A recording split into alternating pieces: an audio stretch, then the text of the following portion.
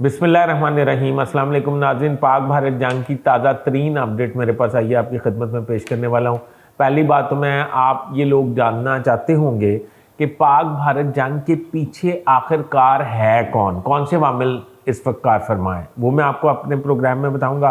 दूसरा, मैं आज आपको बताऊँगा कि पाकिस्तान के अवाम बहुत जज्बातियत का मुजाहरा कर रहे हैं और हमारी सिक्योरिटी फोर्सेस को मशवरे दे रहे हैं कि बम मार दो, यूं कर दो, वो कर दो। बरी बहरी और फ़िज़ाई फ़ौज अगर जंग में मसरूफ़ अमल हो जाए तो रोज़ाना कितना पाकिस्तान को खर्च अदा करना पड़ेगा या पैसे अदा करने पड़ेंगे, या पाकिस्तान के कितने पैसे खर्च होंगे। अच्छा, दूसरी बात मैं आपकी खिदमत में अर्ज़ करूँगा कि हमारे ज़खायर कितने हैं, पाकिस्तान के पास ज़खायर कितने हैं। इसके अलावा जंग में फ़ेक न्यूज़ नहायत अहमियत की हामिल होती है और एक वॉर होती है। अच्छा, इसके अलावा मैं बताऊंगा कि पाकिस्तान ने अब तक जो अहम सबसे बात है, जो पूरा पाकिस्तान हमें भी फ़ोन करके पूछ रहा है, आपको भी पूछ रहा होगा कि पाकिस्तान ने अब तक भारत को मुंह तोड़ जवाब क्यों नहीं दिया। ये सब बातें आपको शेयर करूँगा।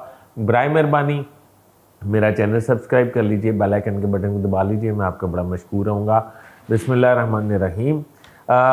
फेक न्यूज़ के हवाले से बात करते हैं तो इस वक्त आपको पता है पाकिस्तान में सर्कुलेट कर रही हैं खबरें कि फ़लाँ इलाका खाली करने का नोटिफिकेशन हो गया, फ़लाँ इलाका जो है उधर बम गिर गया, फ़लाँ इलाके में ड्रोन गिर गया, फ़लाँ इलाके में इतने खुदा न खास्ता हलाकतें हो गई। तो ये सारी फेक खबरें जो हैं वो पाकिस्तान की रियासत को नुकसान पहुँचा रही हैं, और मैं ये समझता हूँ कि पाकिस्तान के अवाम को फेक न्यूज़ जारी करने में मतलब बहुत एहतियात करनी चाहिए और इस पर बहुत कंट्रोल करना चाहिए, क्योंकि इसका हमारी रियासत का नुकसान है, हमारा अपना नुकसान है।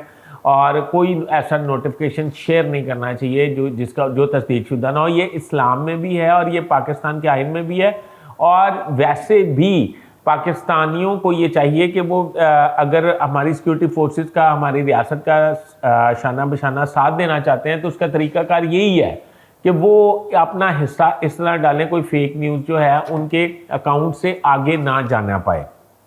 इसके अलावा मैं आपको बताऊंगा कि अगर खुदा न खास्ता हमारी फ़िज़ाई, बरी और बहरी फ़ौज भारत के साथ जंग में मसरूफ़ हो जाए तो रोज़ाना के जो अखराजात हैं वो 1 से 3 अरब डॉलर खर्च आएंगे। रोज़ाना का 1 से 3 अरब डॉलर खर्च आएगा। और अगर हम अपने ज़खायर की बात करें, मालियाती ज़खायर की, तो वो हमारे इस वक्त 14 अरब डॉलर या इससे थोड़े ज़्यादा हैं। आप अंदाज़ा लगा लें कि हम कितनी देर, अगर हम तमाम अपनी फोर्सेस जो हैं उस जंग में झोंक दें खुदा न खास्ता, तो हम कितने दिन जो है वो सर्वाइव कर सकेंगे।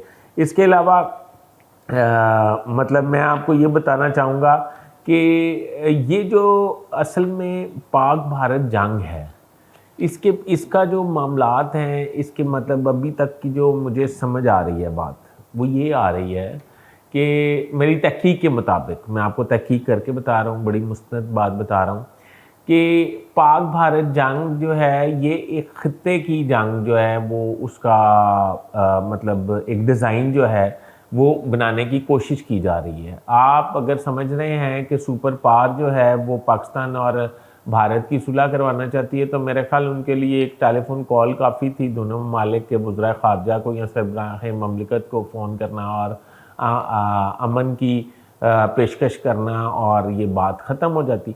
तो मेरे ख्याल वो इसराइल के ड्रोन्स जो हैं वो पाकिस्तान में आ रहे हैं, पाकिस्तानी उसे बड़ी कामयाबी से मार के गिरा रहे हैं। अब आप अंदाज़ा लगा लें कि इसराइली ड्रोन्स अगर पाकिस्तान के ख़िलाफ़ इस्तेमाल हो रहे हैं तो इसमें कौन पीछे एक्टिव है। इसके अलावा आप ये देखें कि इंडिया जो है वो प्रो अमेरिकन है।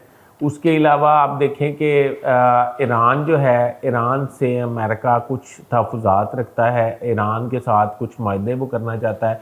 पाकिस्तान जो है वो इस वक्त अपनी मतलब इंडिपेंडेंट पॉलिसी लेकर चल रहा था। इस वजह से मुझे लगता ये है कि इस खित्ते में ईरान की वजह से कुछ थोड़ा बहुत प्रॉब्लम क्रिएट हो रहा है। ईरान की वजह से मतलब ये कि ईरान को मनाने के लिए, ईरान को सेटल करने के लिए, कि ईरान जो है अपने मतलब इसराइल के हवाले से अपने जारहाना इक़दामात को जो है वो फ़रोग ना दे और उनको ख़त्म करे।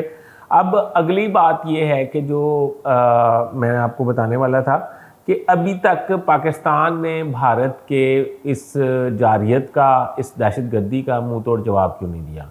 तो जिस वक्त आप मेरा व्लॉग देख रहे होंगे तकरीबन उस वक्त वर्ल्ड बैंक के IMF की वो एक इजलास मुनक्किद हो चुका होगा, यानी कि इजलास ख़त्म हो चुका होगा, जिसमें ये डिसाइड किया जाएगा कि IMF पाकिस्तान को कितने पैसों की किस्त जारी करेगा। और जब इसकी मंजूरी मिल जाएगी और मंजूरी मिलने के बाद 2 से 3 दिन में पाकिस्तान को वो किस्त जारी हो जाएगी।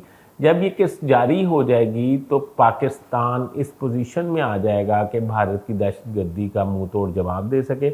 और वैसे भी मैं ये समझता हूँ कि अगर अभी तक जवाब नहीं दिया तो उनकी हिकमत अमली ठीक है, और आने वाले वक्त में पाकिस्तान जो है वो मुंह तोड़ जवाब देने का मतलब अहल भी है और ख्वाहिशमंद भी है और प्लानिंग भी पूरी है। पाकिस्तानी अवाम को ज़रा जज्बात पे काबू रखना चाहिए, जिनका काम है उनको करने देना चाहिए।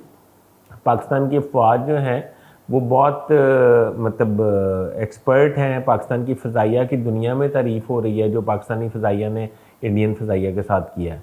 तो इसलिए आप ज़रा हौसला रखें और फेक न्यूज़ से को फैलाने से गुरेज करें। अभी तक के लिए इतना ही। अपने होस्ट फैसल अदीस भट्ट को इजाज़त दीजिए। अल्लाह हाफ़िज़।